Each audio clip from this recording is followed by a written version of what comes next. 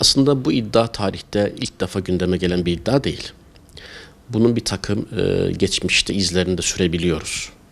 Baktığımız zaman Birinci Dünya Savaşı yıllarında özellikle İngilizlerin aynı dönemlerde bir de Rusların Kürt aşiretlerine yönelik özel bir ilgisinin olduğunu, bunlar üzerinden Anadolu'da bir faaliyet yürütmenin telaşı içerisinde olduğunu, plan içerisinde olduğunu görüyoruz.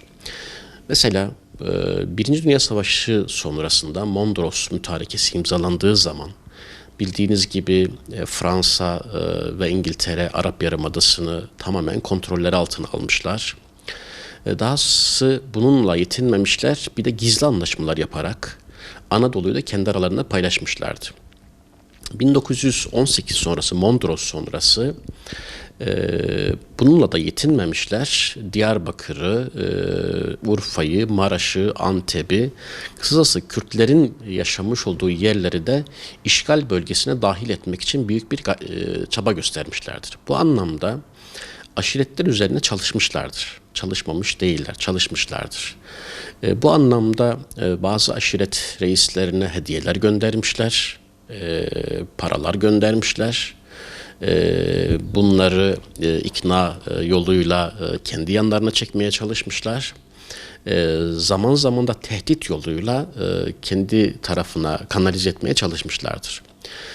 Bu amaçla da İngiliz istihbarat subaylarının bizim bölgemizde Diyarbakır ve Mardin-Urfa üçgeninde yaklaşık olarak 7 ay boyunca propaganda yaptığını görüyoruz. Bunun en somut bilgilerini biz Osmanlı arşiv belgelerinde, Genelkurmay arşiv belgelerinde 1920 yıllarındaki çıkan gazetelerde çok rahat görüyoruz. Mesela Edward Noel 7 ay boyunca Diyarbakır, Mardin, Urfa arasındaki bölgede propaganda yapmıştır. Fakat geçtiği her yerde hayal kırıklığına uğramış. Çünkü görüştüğü aşiretlerin büyük bir kısmı biz Osmanlı bayrağı altında yaşamak istiyoruz. Kanımızın son damlasına kadar, son nefesimize kadar Osmanlı'yla beraberiz diyerek adeta onların tekliflerini, onların vaatlerini geri çevirmişlerdir. İngiltere'nin bu yöndeki çabaları bu bölgede tutmamıştır. Bu aşiretler o kadar mal, mülk, para canlısı gibi anlatılıyor. Siz bu insanlara para verirseniz istediğiniz yöne çekersiniz demek isteniyor. Tabii emekli albay Atilla Uğur'un iddiası ciddi ve vahim bir iddia. Öncelikle şunu görelim. Ben bunu görünce şunu anlıyorum. Acaba 15 Temmuz darbe girişimi sonrasında ülkemizde oluşan milli birlik duygusu birilerini rahatsız etmiş olmalı ki bu milli birlik duygusunu ve birlikteliği acaba nasıl parçalarız, bunu nasıl akim bırakırız diye aşiretleri zan altında bırakmak demektir.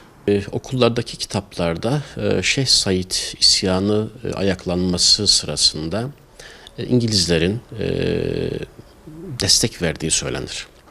Fakat bu iddiayı destekleyecek, belgelendirecek herhangi bir kayda bugüne kadar ulaşılmış değildir. Ne Genelkurmay Başkanlığı'nın arşivinde, ne Başbakanlık Osmanlı arşivlerinde, dahası ne de bugüne kadar İngiliz istihbarat servislerinin arşivlerinde ve kendi kayıtlarında bunu göremiyoruz. O günün dünyasında muhtemelen iç politikada ayaklanmayı etkin bastırmak için bakın bunlar dışarıdan da destek almışlar tezini tahkim etmek için söylemiş olabilirler. Dolayısıyla kayıtlara baktığımız zaman İngilizler ile Şeyh Said'in ya da mahiyetindeki birliklerin herhangi bir ittifakına ya da herhangi bir silah alımına, herhangi bir para alındığına dair, kaynak alındığına dair bir bilgiye rastlamıyoruz.